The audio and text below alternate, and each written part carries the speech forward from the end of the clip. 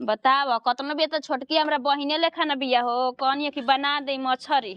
कहती कि ये दीदी मछरी मन करता खाए के। अरे तो आदमी काहे कमाता हो खही खाती न आ कनी की एक कनी देख सास नइखी त का भइलो सास ले हम कम बानी ओतने जानम मानबा करब धरब तोहरा के छोड़ थोड़ी ना दे। सब कोई गोतिया याद कहेला कि का ओ छोटकी के करत और न एक दिन तोहरा के ना लात हाथ चलैलस त कहिया कि का कहती या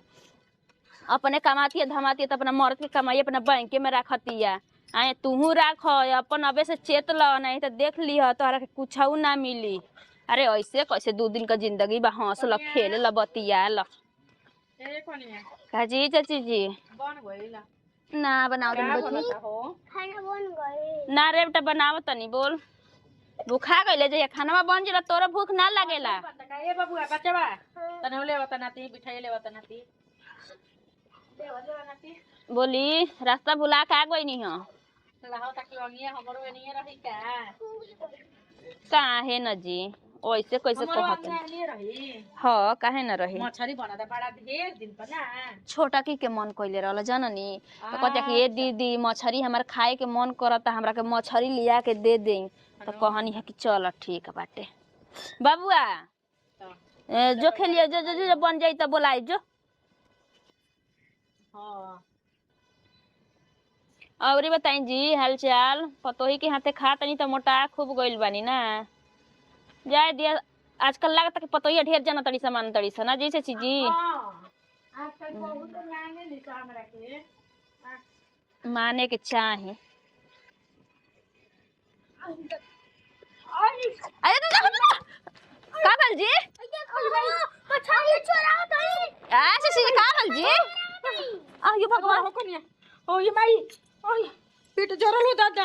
आई दादा ओय मछरी रउआ त कम है त नइखी न कइले जी हां ए जना कहनी मुंह लागल कि रउआ आइल बानी त खाइए के जाइब हम ना जननी है कि रउआ चोरा ले बानी हमर लइका ना देखल रही तब त हमरा के उल्लू ना बना के रउआ चल गइल रहती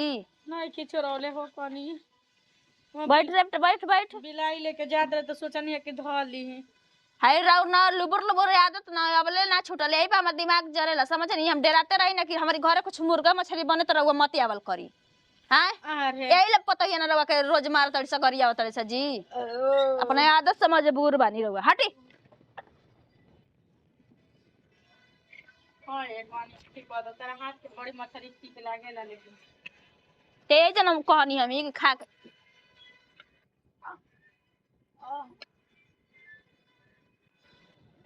सच बताई ना रउआ पे एकदम हमर दिमाग जर जलाई कमन आदत जी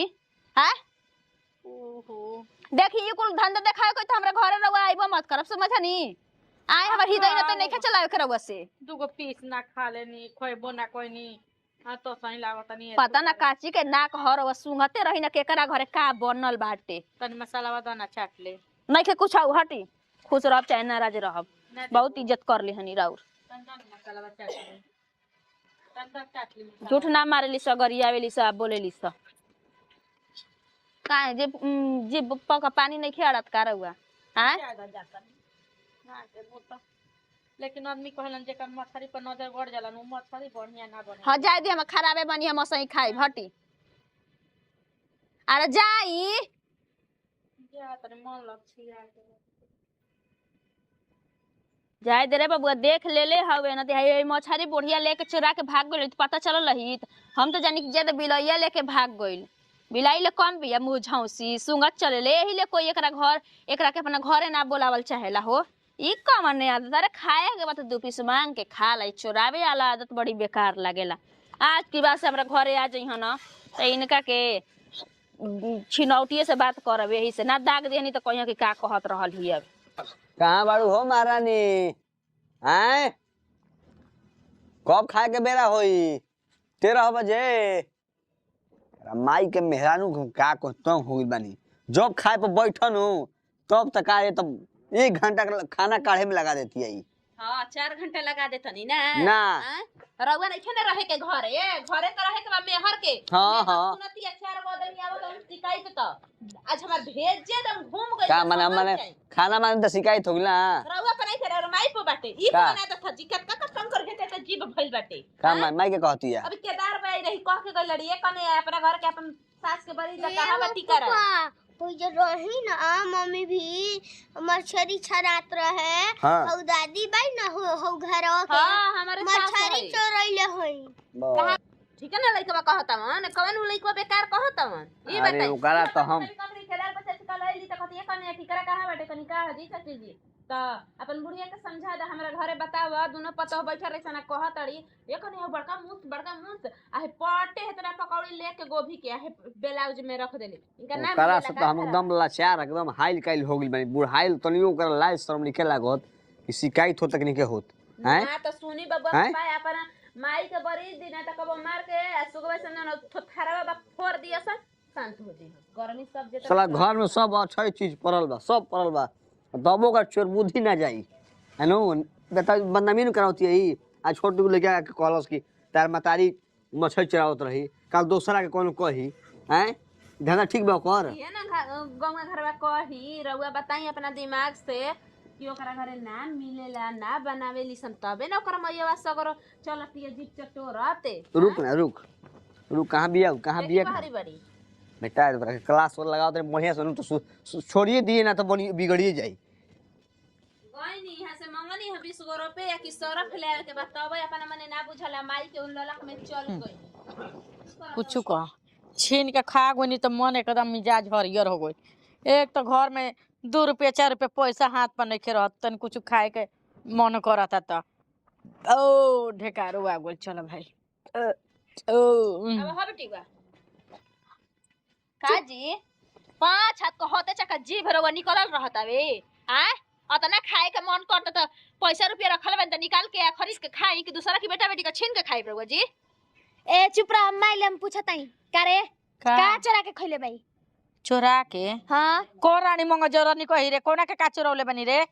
कहते कि सगरे गांव में हाला भइल बात चोर चोरा के खाता मत बोलंती भुला जब के माने का चोरौले बनी का चोरौले बनी हमरा लइका के हाथ से चोरा के खइलु हाउ छीन के का छीन के खइले बनी कर के पिघल बड़ू लइका भइल बड़ू उबर भइल बचपन के अब दिल बा बचपन के तू तो बड़ा ही बा दिल बचपन के छोकरो मिलिया सता खा जे तनी के सुधार जानते छोटा ला थार के भरल समाज में जो के खुट्टा गठिया के लुगा मारब समझलु कि ना समझ जितना बढ़िया है उतना खतरनाक है हम ए चुप ना रह का भाषण घर में हमनी के आरू बारू ना रहली अपना माई के रहन नहीं को देखत अरे गांव के सुनी हन त का कहि हन चुपचाप रह का चोरले रे कि बुढ़िया जतने खत तो तार पे खाली मिल जाता है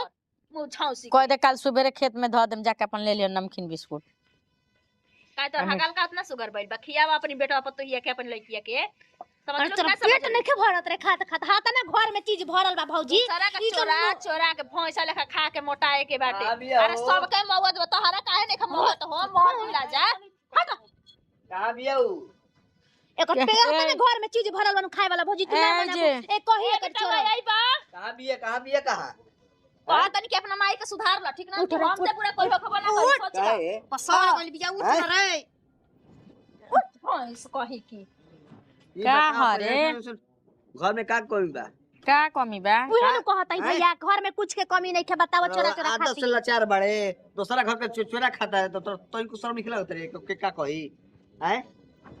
जो रे तारा जे कही अब का लइका इतना लोटिया के रोबत रहला बताओ देखो तुम कोई देता या ना आइल लइको लेखा करतिया अरे छोड़ ए चुप रह देखा हो हमारा मारे में देरी नहीं के तुरंत मारे ला देखल में चोरावल चुप ना ला कही का नहीं की बोला तो ने दे देख सुपा है मार सुपा सब अभी हो स्कूल तो जान जी ए चुप ना रहो भैया जा बता दी रे ना कटक होले बड़े का तो नाक कटवाइले बने का कहतड़ी रे का कहतड़ी ए कनिया अगर कहे दे कोई वाला तो तू हमरा गाले में 4 चप्पल मारी है बताओ त ई कौन बात भाई जी ओ दिन गइल आई त चोरा के मछली हे में रखले रही त जरल त छछना के फेंक दे हली हां असही साजी खाना हमर लइका से बिस्कुट चोरा के छीन के खा लेली है बताओ त यार ठीक बा रे देखो जा तनी सा चोरा ले लिबे त लेके उठो जा ना त बुझाइल चोराइले नहीं खे बुझाइल पालन कइले बिया का कइले बिया चुप रह ना मैं के तन कोई अरे जता बहुत यहाँ चाय बुछिना रगिए लगाई बु सोच ला ई चोराइलस त तू देख ले लू कैसे बतावा नहीं चोराइलस त देखलू कैसे काहे हम लइका दूध पियता ओकर समझदारी नहीं के दिमाग नहीं जा नहीं के चोरा लइका के छोड़ा ले रहेलू लहेड़ा जिसन घुमत रहेला आवत हमरा बते चोरा रे सुधार दी हा बेटा हुआ सुधार दी हा नहीं तो दोबारा सोच ली हा ए भाई सुन जा हम माफी मांगते नहीं हो गुरु ज्यादा हटाओ जो भाई तो माफ कर जा अपना घरे जा काज ने कैसे इनका भीड़ी ए बाड़ी भाई जा जा हमार सासुर जा ना जा के मुंह को आ हटाओ जा अरे तोर घर में तोर चीज भला खाए के तोर मुंह में रे हैं मुंह में डाल दी मेहरी के मुंह में डाल ना ओकरा ढीना में डाल हमारा का मुंह में डालबे मछली नहीं आता तो जिंदगी में मछली नहीं खोले ना ना ती बिना खइलई बे तू भइल बड़ा पैदा ना चले एक से तो ठोई लेखा मुंह भइल बा कह मुंह पे चरा खाओ तोरा कहल तारा चोरा खाए का सोची हो तो खाए तो ना कही रे चुप जा रहा बेटिया माईए के रहन सीख तड़ुआ तू जइबू ससुर अभी कांच करबा तो तू तो इहे ना करबू हो हैं हां तो छोटे सटे खिसा में कहल बा कि जैसे ने माई वैसे ने धिया जैसे ने का करू सने